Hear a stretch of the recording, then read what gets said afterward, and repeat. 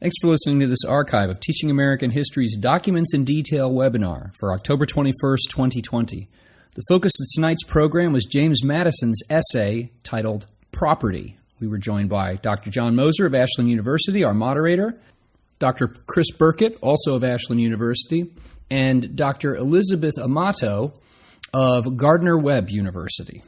Thanks for listening. Good evening, ladies and gentlemen. My name is John Moser. I am professor of history and chair of the Department of History and Political Science at Ashland University, in addition to being chair of the Master of Arts in American History and Government program.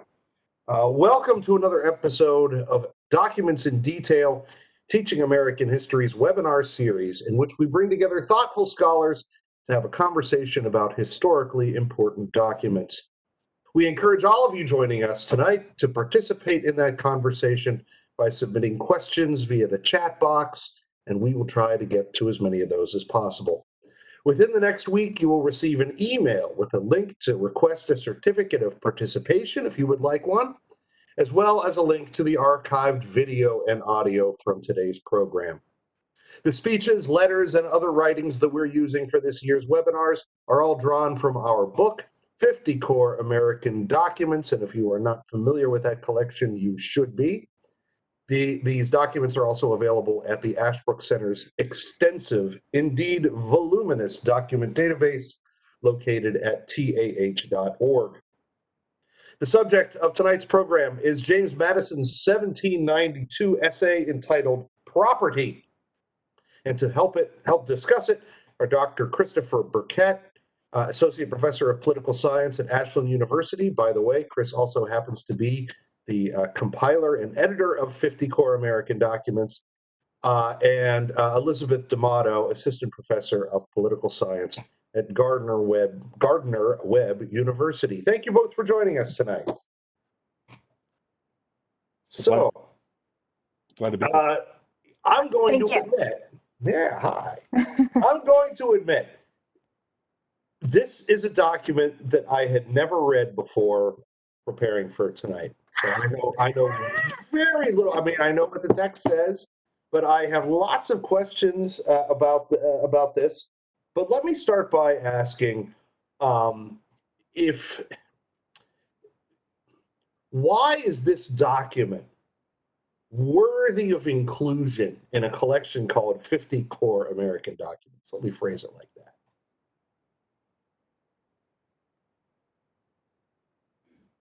Well, who wants to start? That's always the tricky part, right? Well, do you want to go first? If you'd like to, please, yes. All right. I really like that question. I feel very confident about it. It had been years, I think, since I've really taken a long look and a careful overview of this text, and I'd really forgotten how delightful it was. And I think it really helps us have a more expansive understanding of what Madison meant by property, or even at least a founder's view of property. Madison, I mean, I think one of the most remarkable things about the text is actually the very first two paragraphs. I think we need to take a moment and realize that Madison does the thing that we all tell students not to do. Don't start with a definition. But Madison does this very well because he uses the definition to good effect. And he points out that the definition, and I'll just quickly read it, that dominion which one man claims and exercises over the external things of the world in exclusion to every other individual, it's narrow, or it's incomplete if understood narrowly. And so he wishes to enlarge and expand on it. And I guess to drive maybe a little closer to your question, before I get too much into the weeds here, is that we know that the United States, the protection of property is important. But here Madison wants a more just and a more expansive and a more, I would say, relational understanding of property. That property is more than just the material goods that we have, that it includes, as he says, everything to which we may attach a value. That's very expansive, and he's going to elaborate on it. But it also recognizes other persons as persons, that we are equals, and so that we are all advantaged by the possession of property. He aims to make it, as he says, larger and juster, so that we have that truer understanding of it, that it is not, and let me just go back to that first definition just a bit, that exclusion of every other individual, that makes the possession of property so very, very narrow, kind of joyless, like we're little locked boxes of property holding beings. His definition is so much more joyful, and I think that is even clearer as you kind of go through the examples he gives, but I don't want to go through all the examples. I feel like I should turn it over. Chris. Oh, thanks. Yeah, thank you. That was very thoughtful. I'm gonna. I have a couple of reasons why I wanted this included. Since you mentioned I was the compiler. In addition to the very thoughtful reasons that Elizabeth just gave, which I thought were fantastic, right? So, this reveals that property.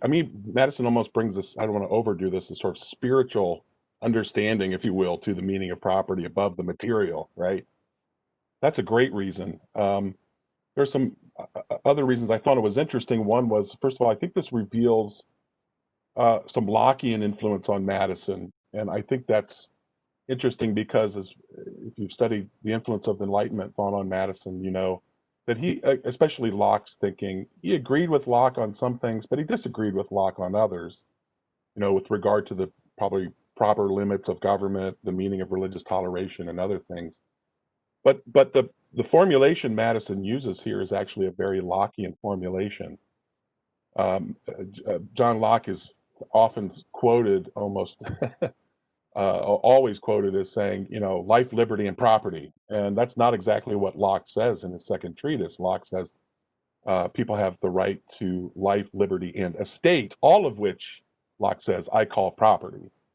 So there's a kind of Lockean formulation here that Madison is borrowing from and then developing it in his own way. So that's one, I think, reason I thought it was interesting. Two is, I think, the timing of the essay, the editorial as it appeared in the one of the gazettes, the Republican Gazette at the time, I'm sure. The timing of it is very revealing about some of the political disagreements that are going on at the time, right around 1792 as well. So. Ooh. He's frozen up on us. Elizabeth, can you still hear me? Okay. You're muted, I see. Yeah. Okay. Here he's back. Sorry, yeah, my internet. Okay. Wonky. So you have this growing split. I'll try to be a little more brief here. This growing split between Madison and Jefferson and the Republicans and Hamilton and the others. So I think there's some critique here of some of those views that they see developing among Federalists at the time. But the most important reason I think this should be included is that it helps us make some connections, I think, and maybe piece together or puzzle together more deeply, if you will, or see more deeply the meaning of the Declaration, which says all men are created equal, right, and endowed by their Creator with certain inalienable rights, among which are life, liberty, and the pursuit of happiness. And what Madison, I think, is really emphasizing here is that liberty, in its truest sense, originates from what in some places he calls the faculties of the human mind, right? But liberty originates in the ability of the mind to think for itself and then to use, its own, the labor of the mind is employed upon the objects which we are freely capable of choosing in a free government, right? In the pursuit of happiness. So I really think this is an important piece because it gives us something more foundational in the sense of what is the source of liberty. It's inherent in the freedom of the mind to think and work for itself, and then use that labor for other purposes. Thank you very much. So I'm interested in hearing more about the context, and in fact, Francil Zhuang has asked the a similar question. What is the context for Madison to write this essay?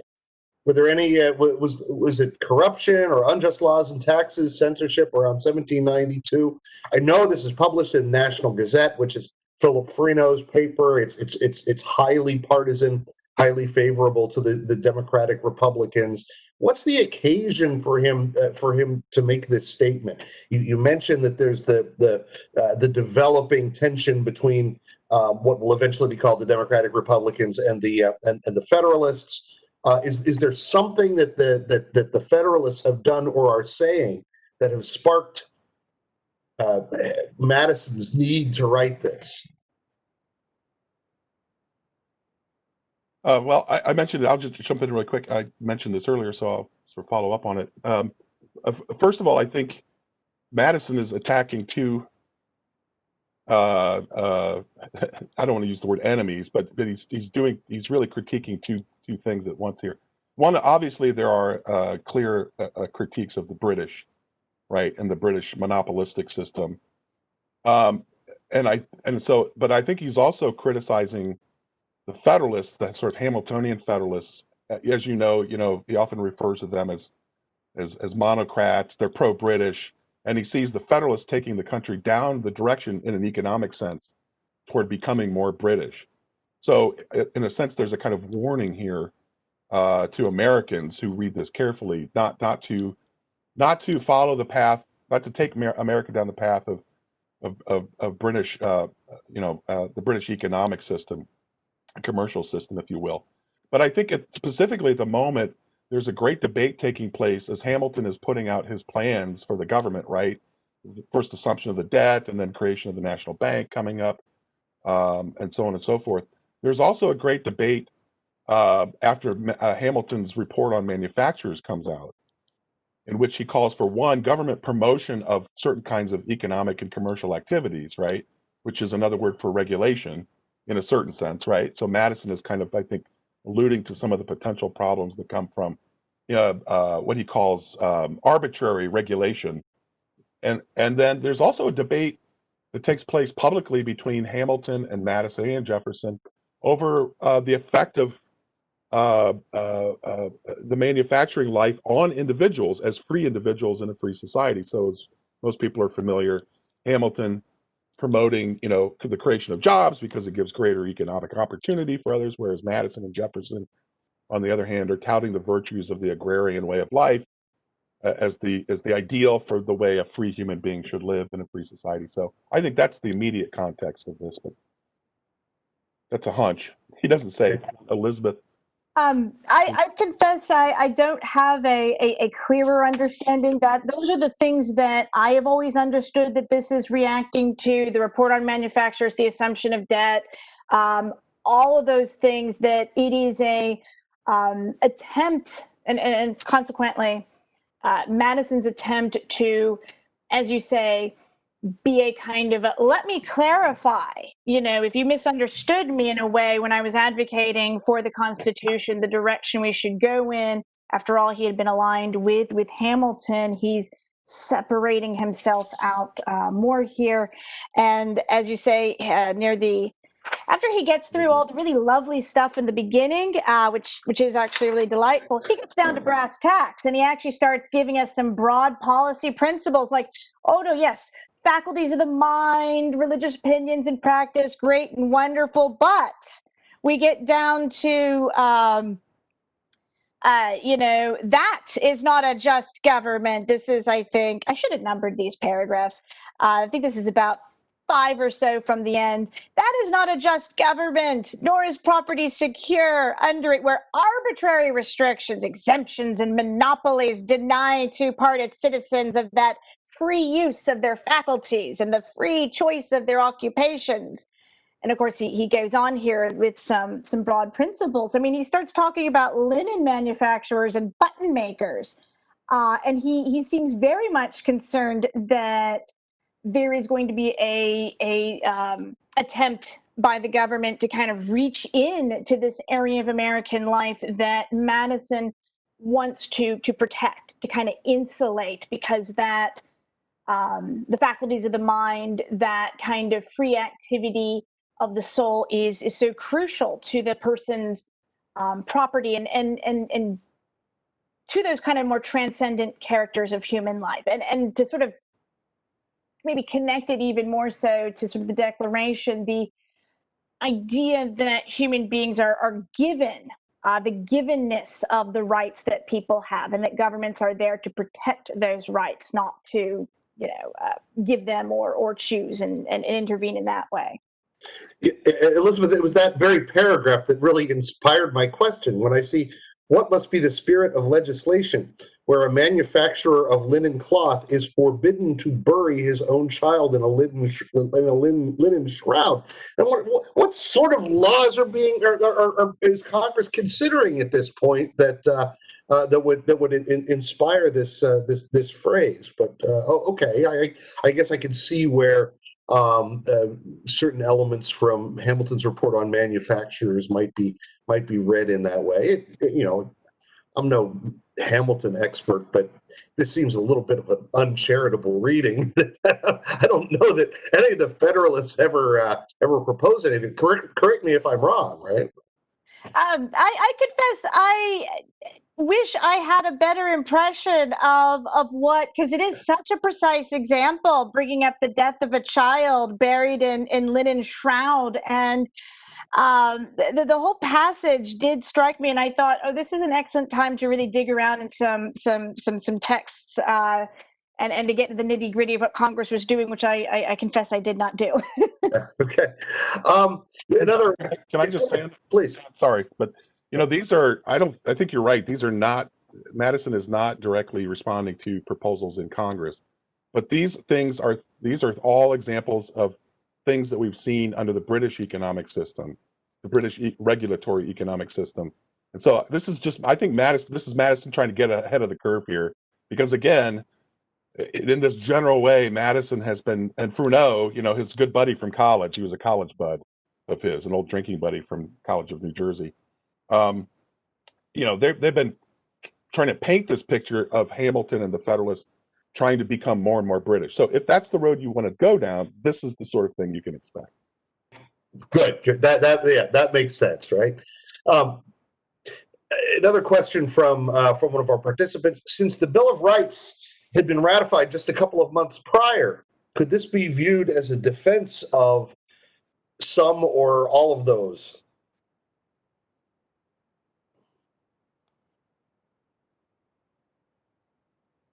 Well, that's a great question. If you don't mind, Elizabeth, I don't want to cut you off if you wanted to jump in, but please go ahead. I would actually like. The really short answer is I actually had not thought about that. That's a great question. Yeah.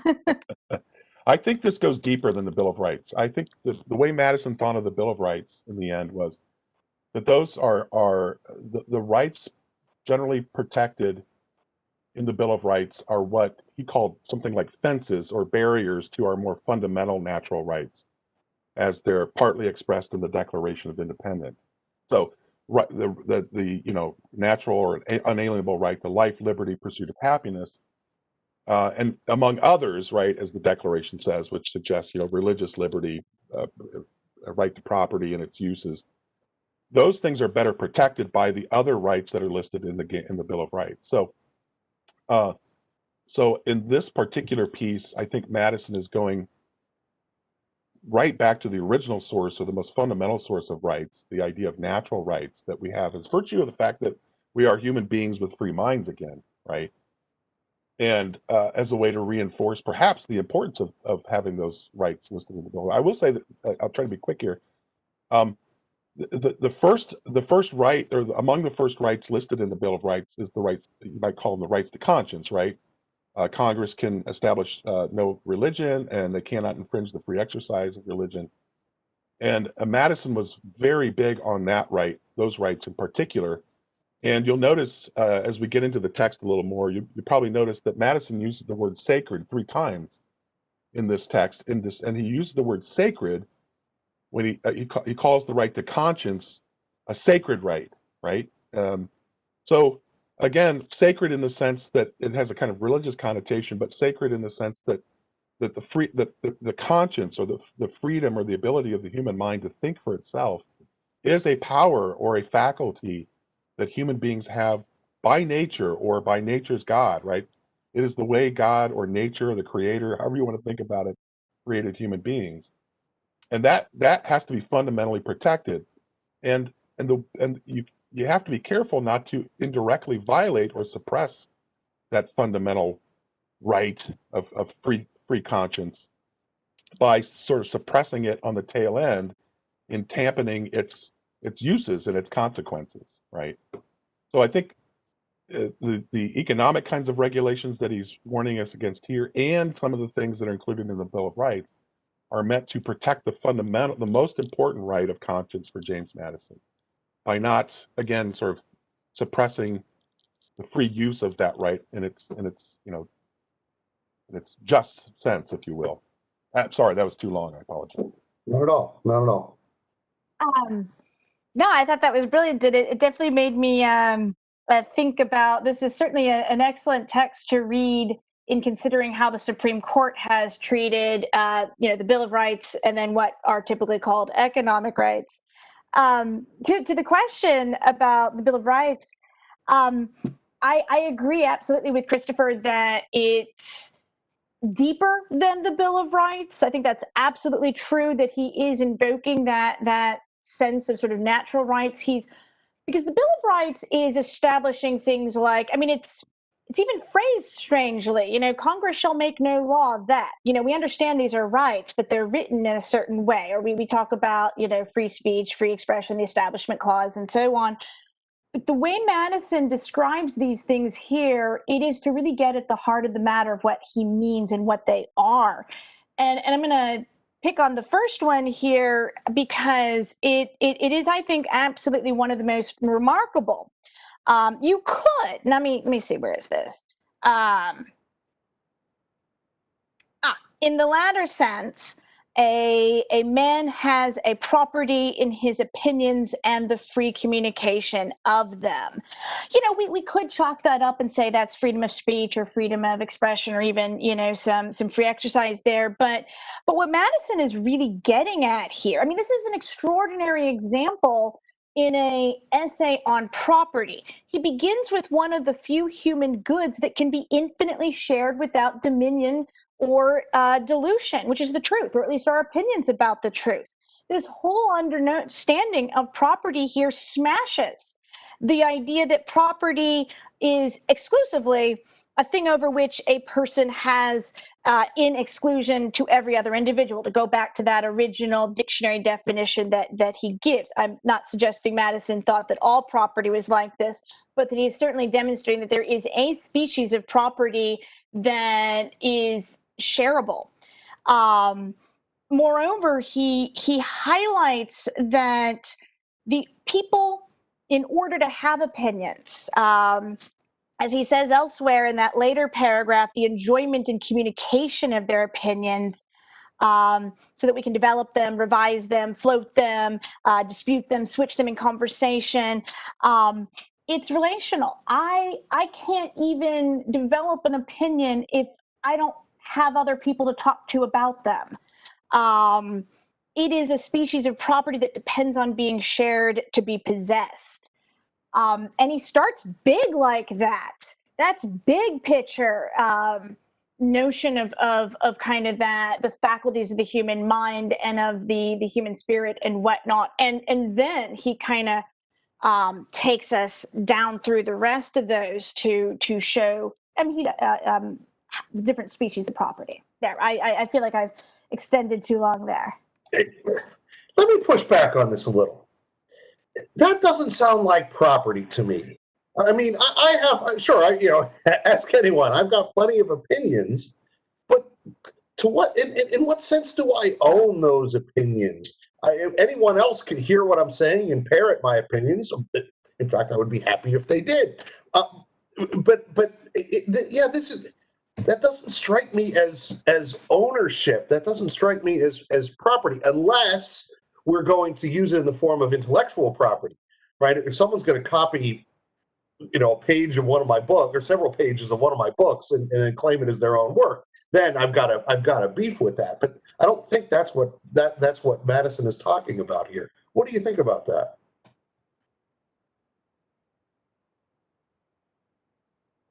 Well, I think first of all, if you're going to make an argument that protects intellectual property in the sense that you were just describing, John, I think Madison understood or thought that you have to make an argument that protects all opinion, all thought, the good with the bad, right?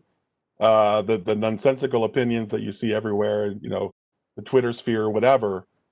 So it's sort of a blanket protection, and what that means is, yes, you're going to have to say people have a right to, their own opinions, no matter how ridiculous or worthless they are, in order to also make the argument that there's some foundation or ground for protecting the kind of thought that you were describing that is again, it's hard to not use the word thoughtful, but more thoughtful or more reasonable or more useful or more practical, however you want to describe it. So I think it's a blanket kind of protection for speech that Madison's throwing out here. But it's also very Lockean, because, again, not to say it's simply Lockean, but it is tied in a way to the Lockean idea that one comes to acquire property by mixing one's labor with it. And Madison seems to think along the lines that, it's not just physical labor that you can mix with something to make it yours, but the labor of the mind, right? The mind works in a non-physical sort of way, I guess, right? And it's the working of the mind, and what that produces is opinion or a new invention or an idea or whatever it might be. And because it is your labor that has produced it, it is yours, and you alone have a right to it. So I guess technically, if you want to follow this through to its conclusion, somebody could get ticked if they say some stupid. I shouldn't say stupid. Sorry, my grandkids would yell at me for using that word. They throw out some ridiculously banal opinion, right? and you say, well, I'm gonna spread this on the. I guess they could get upset theoretically under Madison's argument for you taking it, but because it's their dumb opinion. All right, I'll stop. I'm digging a hole here, but Elizabeth. I think you're right. It's certainly not traditionally how we think of property. That is, of course, actually Madison's point, and I think he does not. I don't think Madison is opposed to the traditional idea of intellectual property. Don't steal anything from something I did or my invention or whatnot. That certainly is there, but here's what I'll point to, right? When he talks about, it's the very next one that he mentions, he talks about the property of a peculiar value in his religious opinions and in the profession and practice dictated by them. This links it up very clearly that part of this idea of property, especially over opinions or this activity of discovering them and having them and sharing them with others, is also for the sake that we act on them, that we actually will act on them in our religious lives. Like, how should I live? How do I believe I need to live to be a good person? Or for the salvation of my soul? Those are relevant questions. And I think it even goes beyond or includes not only the how shall I live to save my soul to how shall I live in this world in various other pursuits, right? It's that same underlying principle when he's talking about even how do I decide what type of a job is right for me, the diversity of faculties and talents that lead to the different professions in the world, although I could be shading into Federalist 10 at that point. So I'll sort of stop. Well, that's a great connection though with Fed 10, because again, this helps to, I think, fill in some of Madison's intent or meaning in that famous paragraph in Federalist 10, where he talks about what it's impracticable, right, to give everybody the same opinions, and so long as people are at liberty to, exercise their fallible reason, they're going to arrive at different opinions, and then there's different faculties, which results in different kinds and degrees, not just degrees, but kinds of property, right? So I think that's a great connection. This helps, I think, put a different cast on Fed 10. So I'm really glad you brought it up, Elizabeth. Thank you. If I could just elaborate on that, I had one other thought as I was preparing on Fed 10. In Fed 10, he actually spends more time talking about how, well, we're going to have unequal property and that's going to lead to conflicts. And that's in Fed 10. This is the essay on property, and he actually doesn't dwell on the conflict or that would arise from it at all. It's implicit in later paragraphs, but he kind of, to some extent, it's just not his focus here. I think it is in part because he here does not want to detract. Fed 10 is more of a how do we manage it, right? Here we're arguing for it, if that distinction makes sense. Yeah, that's great. And again, I think I think Madison's in Fed 10, Madison has a different purpose, of course, right, which is to talk about the causes of faction and then how we need to deal with the problem of faction. Here, it's connected somehow, but I think his overall argument here is against, not against, by the way, regulation of property, but against arbitrary regulation of property. That is, regulations that are factious in nature, right? So as you pointed out, Elizabeth, he does talk about, one of the big problems that has to be dealt with, including through regulation. He mentions this in Federalist 10, right? Is the difference between the wealthy and the poor, the rich and the people who have less. And in that third to last paragraph in his essay on property, he says a just security of property to property is not afforded by that government under which unequal taxes oppress one species of property and reward another species. There he's talking about different kinds of property, right? Then he goes on, where arbitrary taxes invade the domestic sanctuaries of the rich and excessive taxes grind the faces of the poor, right? And where keenness and competitions of want are deemed an insufficient spur to labor, and taxes are again applied by an unfeeling policy as another spur. So everything in this is he's not against regulation, he's not against taxes, but they should not be arbitrary, or I would say factious in nature, right? So, and again, he uses that word arbitrary in almost every paragraph, if I'm not mistaken. Right? Yeah. Very cool. So we've got a few questions that are building up here. One of them is from Donnie Field. What does Madison mean by, quote, the very nature of the social and original conditions of the social pact, unquote? What social pact might he be referring to?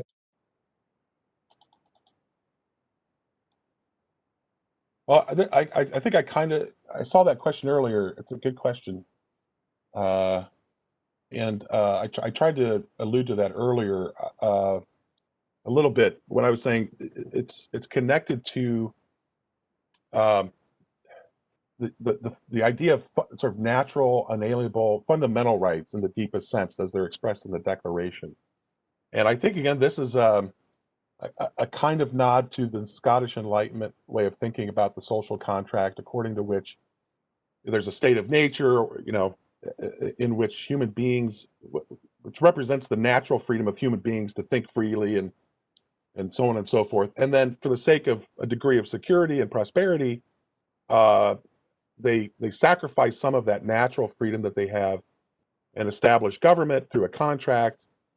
But the purpose of that government is not to violate the natural rights or freedoms that human beings enjoy by nature, but to protect them and therefore give them freer play in a certain way, right? To maybe even by doing the things that government is supposed to do, protecting us from harm domestically and from foreign threats, and through some degree of regulation of things, it should give us greater opportunity to make free use of those talents that we have by nature, right? Those faculties that we have by nature. So I think that's the most fundamental term of the original compact that he's referring to here. Government should not, we don't have government to violate those rights, but to protect and enhance those rights. Elizabeth, any more you'd like to add to that? Sorry, I just clicked on the wrong button to unmute myself. I agree with that, and I would add that, especially when you look at the text itself, if we were to divide up the text into sections, that phrase is, I think, at the very end of a section where Madison is talking about about the purpose of government. And after Madison proceeds to list all of those initial types or species of property, he sort of transitions into talking about the social contract when he says, where an excess of power prevails, property of no sort is duly respected. No man is safe in his opinions, his persons, his faculties, or possessions. Where there is an excess of liberty, the effect is the same, though from the opposite cause. And the next sentence is, government is instituted to protect property of every sort. And he then proceeds to explain that this being the end of government, that alone is a just government, which impartially secures to every man whatever his own. He's actually elaborating out even more so what the social contract requires, and emphasizing that aspect of justice that he thought was lacking in that initial definition of property in the very first sentence, and using the corrective to arbitrary, impartial. And really highlighting that kind of founding idea that property rights exist to protect everyone, right? They protect the wealth of the rich as much as they protect the poor, the middle class, and all the other various individuals, that everyone is secured in that form. From arbitrary government. It's not, arbitrary government doesn't really benefit anyone. Yeah. Okay. Ibrahim Qureshi asks, what are the implications of Madison's letter on his thoughts about the institution of slavery?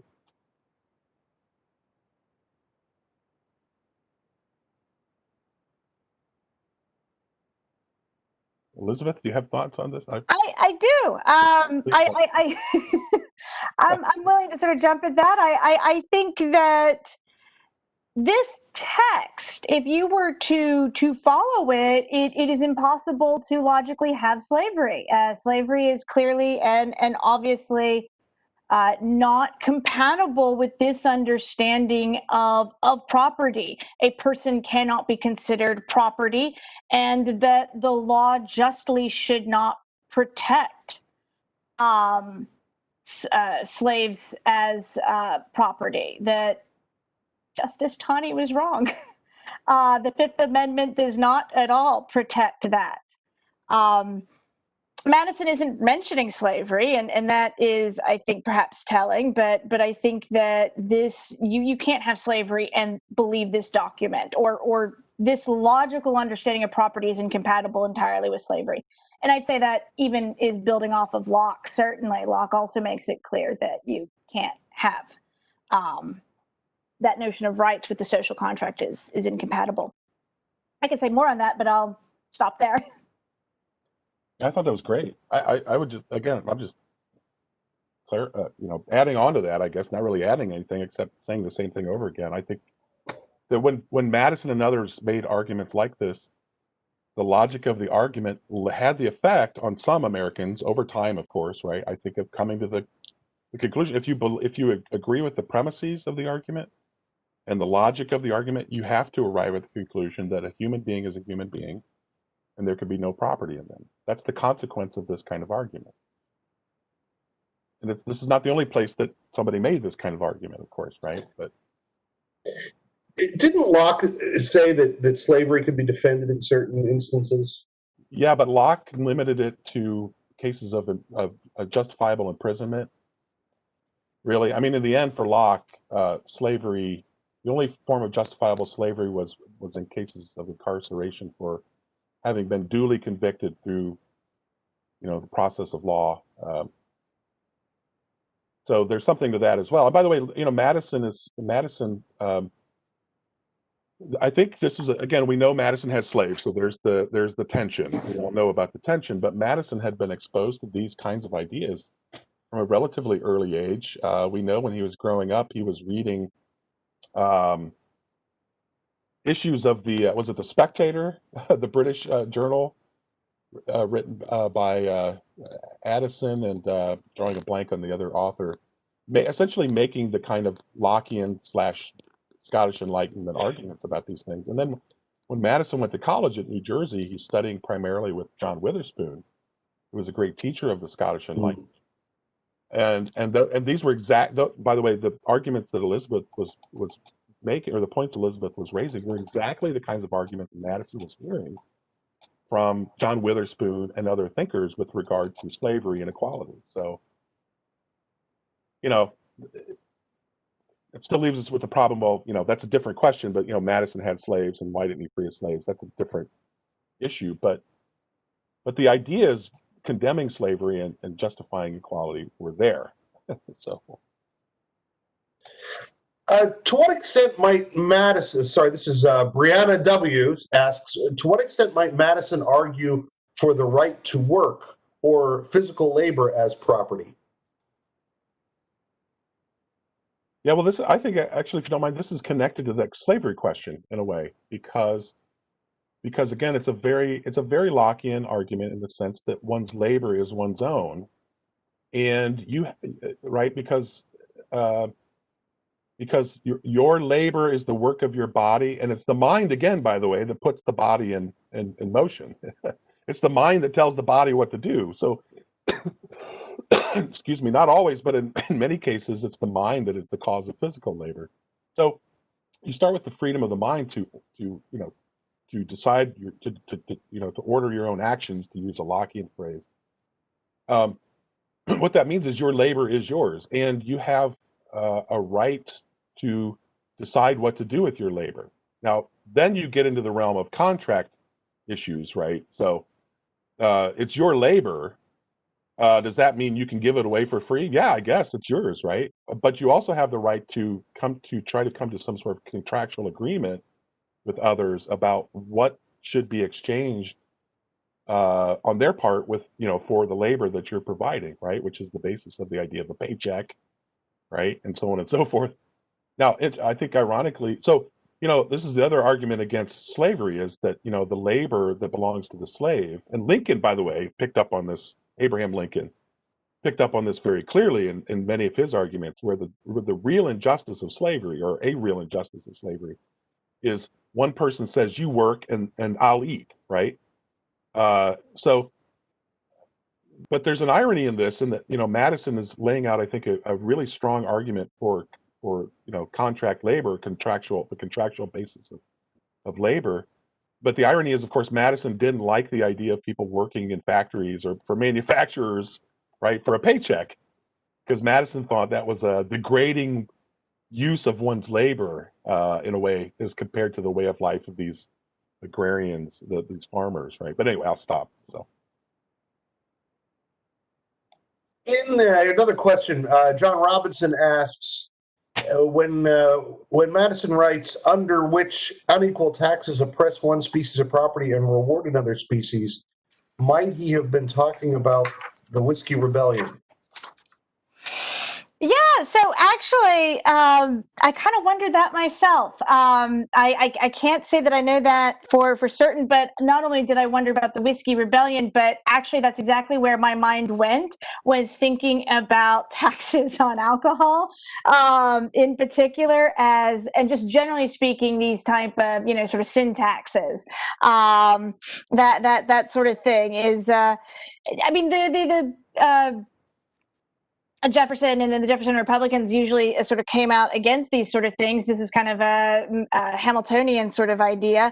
I think it's certainly plausible, but again, I can't confirm that. Christopher, do you have more direct knowledge on that? Yeah, I think the Whiskey Rebellion actually comes a few years after this is published, but there is some no, but the ideas like this are being tossed around already, Elizabeth, right? So, and maybe not even on the level of Congress, on the national level, but I think it's important to remember Madison followed what was going on in the states. Let's not forget states have governments too, right? And Madison was always watching and reading about the laws that were being passed in various states. So he would have had plenty of examples of taxes like this, excise taxes that had been passed in various states. So there is some connection, there is some relevance here, importance to the question. But so Madison, look, an example of an arbitrary tax, Madison in other places writes about, like Rhode Island, for example. Rhode Island's always a problem. from Madison's perspective, right? Rogue Island, as my friend Gordon Lloyd calls them. They were constantly fluctuating back and forth between passing taxes, depending on who had the power, the majority in the state legislature in Rhode Island. They would pass taxes that favored one class of people, usually the farmers, and then occasionally the people in commerce or banking would get the upper hand, and they would reverse the taxes back and forth. So I think those kinds of taxes that seemed arbitrary in the sense that they favored one class over another, that Madison sees happening in the states. So if they happen in the states, why, I think his argument, that what he's implying here is, why couldn't they happen in Congress on the national level, right? We see examples of arbitrary taxes and monopolies. By the way, in the old sense of monopoly, it doesn't mean the progressives in the late 19th century kind of redefined what a monopoly is. But originally, a monopoly is just a government-granted charter giving a company exclusive privileges to a service or a commodity or a product or something like that, right? But Madison sees the states, lots of states, passing laws granting monopolies and passing taxes that do the things he's describing here. So I think he's warning against that as well. But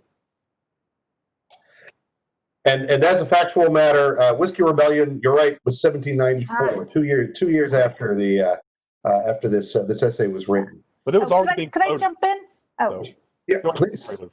Oh, I was just going to say, sorry for that mistake, but Christopher, when you were talking about the Rhode Island going back and forth in taxes, that's like the perfect illustration of that beautiful paragraph at the beginning of Fed 10, or where Madison is talking about that is actually a different type of tyranny under which people live, that the factions again are sort of arising from that back and forthness, where ordinary citizens are almost like, just observers as these different factions are clashing within their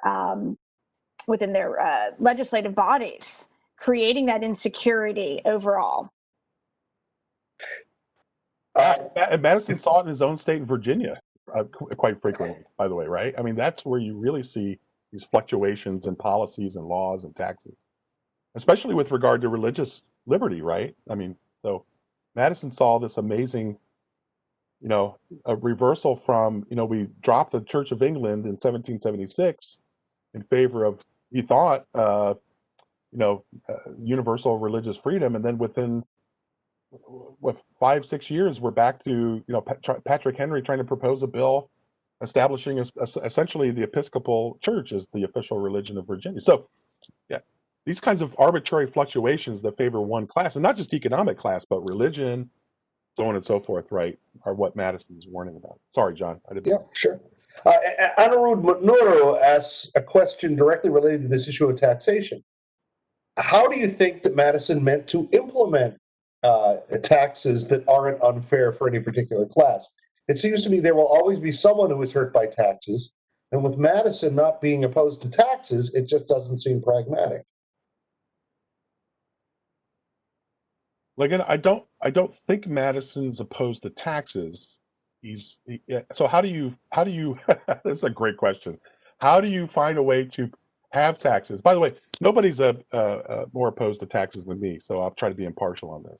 I'm just kidding. I pay my fair share, my civic duty and all that. But how do you find a way to have taxes, which are necessary, because government, in order to do its rightful job, right, of securing us and so on and so forth, it needs money. So we have to have taxes. It has to raise money somehow. Originally, of course, the heavy burden of taxes was on the national level was on imports, right? Exports and imports. So imposts and duties was originally thought to be the way in which most taxes would be raised. But if you think about how do you make sure a tax doesn't unfairly or sort of partially harm one to the benefit of the other, that's an extraordinarily, as you point out, difficult task to achieve. And the best thing you can do, I think Madison's solution is that you create a government that is so, in some ways, convoluted and complicated as ours, where you need 3 branches of government excuse me, to pass anything, right? Separate powers. Then, a bill has to originate, bills for spending have to originate in the House of Representatives. Then it has to be passed by the Senate. It has to be approved by the president. And then, of course, they can be reviewed by the courts and all of this. That Madison's intent was to slow down and thereby minimize the potential for partial or factious taxes, if you will, to be passed hastily. So part of the argument Madison makes for the separation of powers and checks and balances that we have is that it slows things down in most cases, right? Which means we might have time to recover our senses or something like that and say, maybe we shouldn't pass this tax, or it gives us time to change our minds. Of course, later political thinkers didn't like that because it means it's not the most efficient way to get things done, but that's another story for another time. But that's a tough question. It's a great question. Elizabeth. I like where you go with that. To some extent, I think a lot of the answer is Madison is not opposed to taxes because government needs money to do things, and it comes largely down to procedure. It is one reason why we have the big, complicated government that we do to, as you say, slow down the legislation and whatnot. And I don't know if this is I don't want to repeat that because I agree with it perfectly. When we think about how can we prevent, another evil from happening, how can we not, allow that to happen and whatnot. I think it's in Federalist 56 near the very end of the document. Madison is addressing the size of the House of Representatives, and he's addressing all these objections of people just freaking out that it's not going to be big enough and all of these things. And Madison kind of gets frustrated almost or exasperated, and he says, we must, something to the effect of, we must certainly always be on our guard for the evil that human beings can do, but the Republican form of government is the one that believes that there are aspects or qualities of human beings that are in which you can have confidence and are good. I don't think he quite uses the right word good. But in which, and the Republican government is the form that assumes those are in greater proportion in the human being than in other forms of government. And he at some point kind of says, you can't look for evil under absolutely everything. You have to at some point kind of trust that,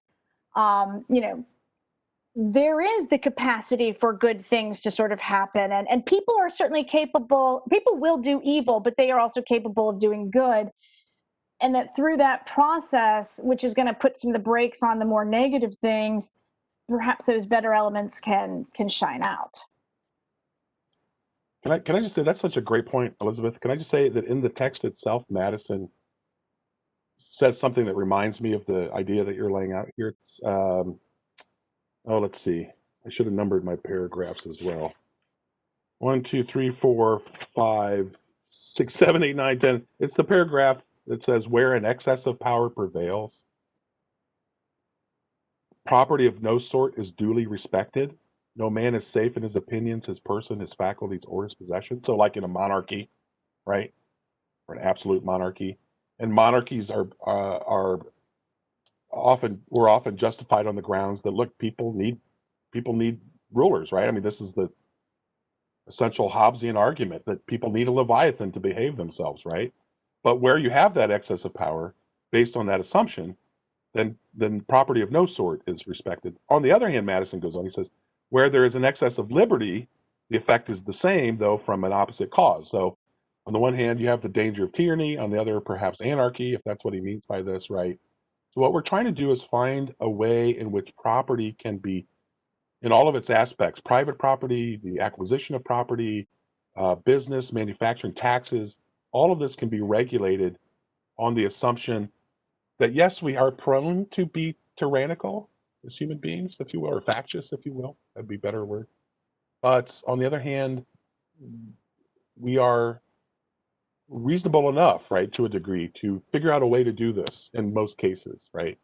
And only in extraordinary circumstances may we need something as drastic and monarchical, like perhaps as a veto, a presidential veto or something like that.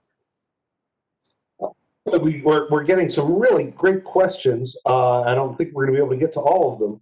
Arnab Sirkar asks, Madison seems to utilize the example of manufacturers choosing their suppliers as a form of property. This example could be somewhat analogous to the ability to trade without restriction. What were Madison's views on trading rights as a form of property? Well, that's a very specific question. I can't think of anything in writing from Madison addressing that specifically. I can only think of some of Madison's arguments and actions even as president. Well, first as Secretary of State under Jefferson, and then as president, in which he supported the embargo, for example, against Great Britain. So it's a stretch, perhaps, but Madison did believe, perhaps, in most cases, the ability to trade without restriction would be a good thing for Madison. But there may be other situations in which government has a role in restricting with whom, either on a national basis or an individual basis, citizens of the United States could trade. So, again, I think this is a case where it depends on the situation for Madison. So I don't know. That's a great question. I can't think of anything specific. Yeah. Elizabeth. Madison. I agree. I cannot think of anything more specific. I'm not a Madisonian scholar. I don't have as much depth on all of his writings. But I'd also thought about the embargo, and it's a little like what he says. He gives us all of these examples, and these are kind of broad principles, right? I think that is fair to say that trade would be a broad principle he'd be in favor of, but there would certainly be potentially exceptions in exceptional circumstances. But there's probably a better answer out there on Madison on this question, I confess. There's probably one more question that we're going to have time for, and it's from Dave Kless. To what extent was Madison attempting to highlight the importance not only of a free society, but of a well-ordered society?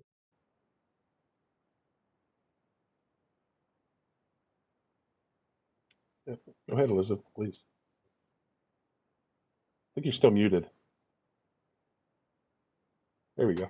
Oh, I like that question a lot. I think that absolutely. I think that's a great insight into this text, that he is also talking about a well-ordered one. I think it comes out beautifully in that passage that, thank you, Christopher, for already counting down. It is about it's about paragraph 9 and 10, where he gives that perfect example of the excesses.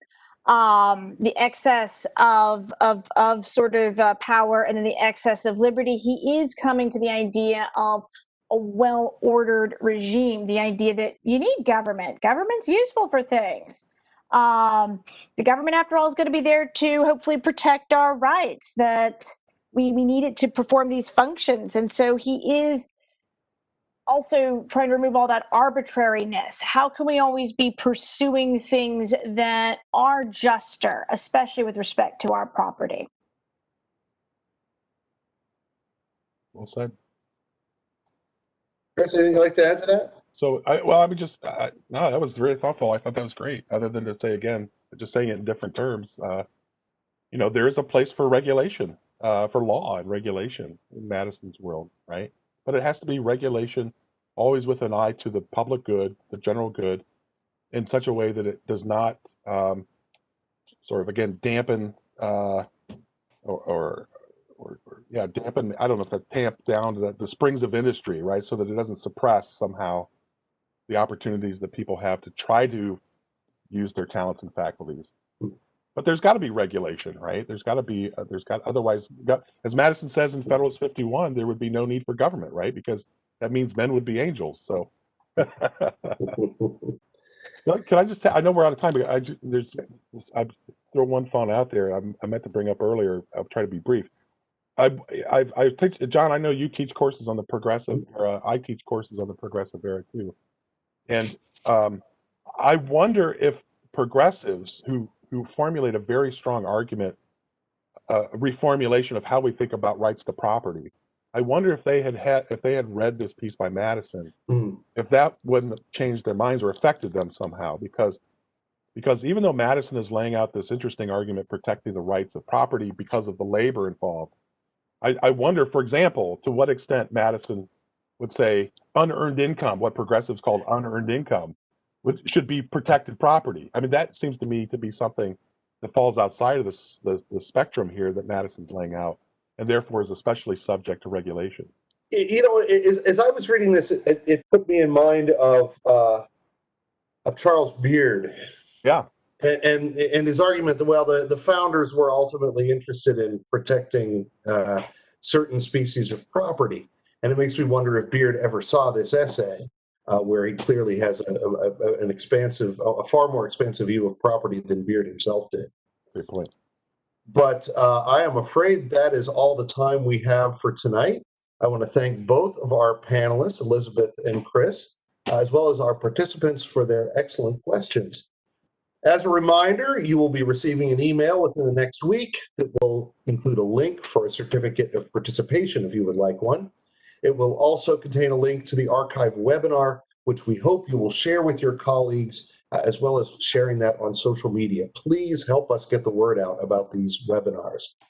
If you have enjoyed this webinar tonight, please consider taking an online graduate course, or an in-person graduate course for that matter, in our Master of Arts in American History and Government program. Both of our speakers tonight teach in that program. If you enjoy the kind of conversation that you saw here tonight, you'll get a whole lot more of it, and probably a lot more opportunity to participate if you take one of our courses. Anyway, you can find more information about our course offerings, as well as many other resources for teachers, at TeachingAmericanHistory.org. Our next Documents in Detail webinar will take place on Wednesday, November 17th, when our topic will be Thomas Jefferson's letters to John Holmes and Henry Lee. Joining me to discuss those documents at that time will be Robert McDonald of the U.S. Military Academy at West Point and Cara Rogers of Ashland University. We look forward to seeing you all back here on November 17th. Good night. Thanks again for listening. Our next Documents in Detail webinar will take place on Wednesday, the 17th of November, and will be about Thomas Jefferson's letters to John Holmes and Henry Lee. You can learn more about our documents library, our documents-based resources for teachers, and our additional programs at tah.org. Thanks again.